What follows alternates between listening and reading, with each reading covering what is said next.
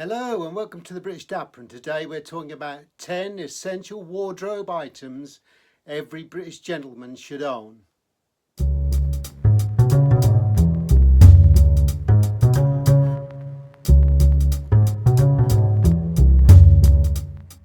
So the 10 essential items that I believe every British gentleman should have in his wardrobe are quite simple things. And most of them you've probably heard before, but I'm going to put a little bit of a twist on things as well with my personal choice of what to include. So for example, the first thing would be typically a navy blue three-piece suit. Now personally, I like a notched lapel similar to what you've got here, a single-breasted jacket. But that doesn't mean to say a double-breasted wouldn't look really good. However, what I would say is that the fit is everything to do with the look. So if you get the measurements right and it's a good fit, any suit that's a navy, either plain or pinstripe suit, will always look good for those official occasions that you may need to attend. And that brings me on to number 2 on my list, which is the shoes that go with that suit. So for example, many people will say a black Oxford is ideal, and I would say that is the height of formality. But in this day and age, not many people even wear suits, so I think it's a little bit much to ask that. So my personal choice is going to be the black brogue shoe. So here we have the black, this is wing-tipped black brogue. It's got a bit of detail in it, and it adds a little bit of interest. That would be my choice over the black Oxford. Number 3 on the list is a plain white French cuffed shirt. So for example, this is a striped one, but it would accommodate a cuff link, double cuff, very formal. Obviously a white shirt where I'm wearing a striped one here, but the feature I would look for is that where the shirt collar goes underneath the lapels of the jacket. So you get that cleaner line there, rather than this effect. Yeah, so if you can avoid that, get a longer collar length, and you get a much more aesthetically good look. Number 4 on my list would go the opposite to that, so have something that's got a bit of pattern or a bit of colour in it. And this is for those informal occasions where you might need to wear a shirt. So for example, pink always goes well, or a blue, or maybe a striped blue shirt. Always goes down well and mixes it up a little bit, rather than a plain white shirt all the time. It's a good way of adding colour as well as potentially texture, as in the look or the feel of the fabric. Number 5 on my list is a burgundy tie, and that goes really well with the navy blue suit or the pinstripe suit.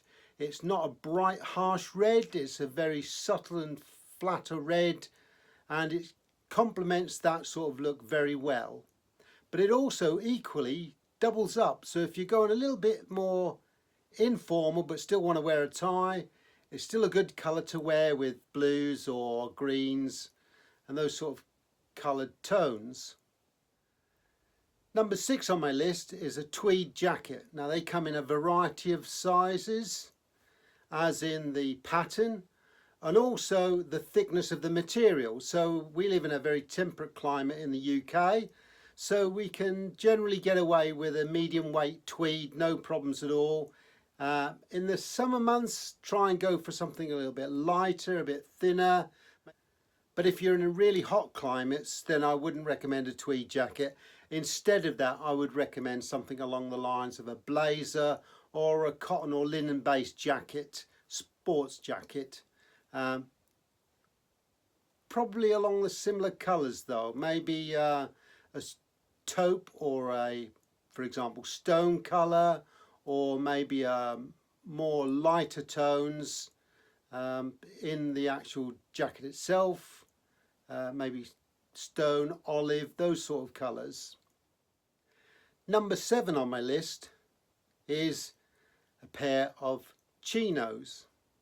Now chinos come in a range of colours. So for example, you've got the traditional stone colour, or khaki colour, or maybe an olive green, but you've also got navy blues, light pastel blues, light pinks, which are the summer sort of colours coming through, or you can have the burgundy colours, or burnt orange, or dark browns. So there's a range of colours you can choose from there. But I would tend to say, if I had to choose one pair, it would be, for me, it would be along the lines of a stone colour.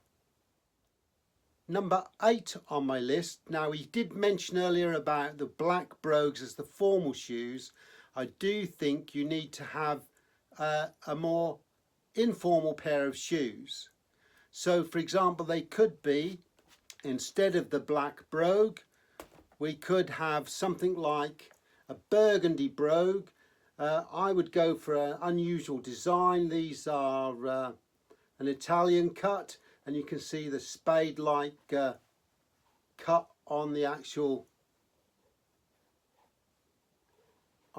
shoe. Bit of broguing on the medallion, light-hearted, lighter coloured laces, and the tongue is a different colour as well. So these are Oliver Sweeney, and really unusual pair of shoes, and they add a bit of light to an outfit. Or maybe a brown brogue, or a pair of suede loafers, or a pair of loafers. And finally, my go-to at the moment, a pair of brown suede brogue shoes. Okay. Now with all the shoes, I would always recommend shoe trees. Keep them in the shape you want them in. We come on to another item now, which is the brown trilby. This is my number 9 item. Now, not everybody is going to want to wear a hat, but I couldn't really miss it off the list because it's one of my go-tos. I wear it quite often, even in the warmer months. And with that then brings me on to number 10, which is a coloured waistcoat. Now, I tend to go for a mustard or for a burgundy red colour, but it's a way of adding a little bit of colour and a bit of personality to another outfit. For example, we mentioned earlier about a tweed jacket, we mentioned a white formal shirt, yeah, and we mentioned some stone chinos, and just recently we'd mentioned also about the brown chocolate suede brogues. So with those, and maybe the burgundy waistcoat, you bring it all together into a different look. Or even without the tie, just the waistcoat in itself will add a pop of colour to an outfit. Mustard being the other colour, and I tend to wear that in the summer months or in the cooler part of the day. Rather than put on a jacket and be too hot, I tend to wear something along the lines of this over a shirt. So those are my 10 essential items that I think a gentleman should have in their wardrobe or on.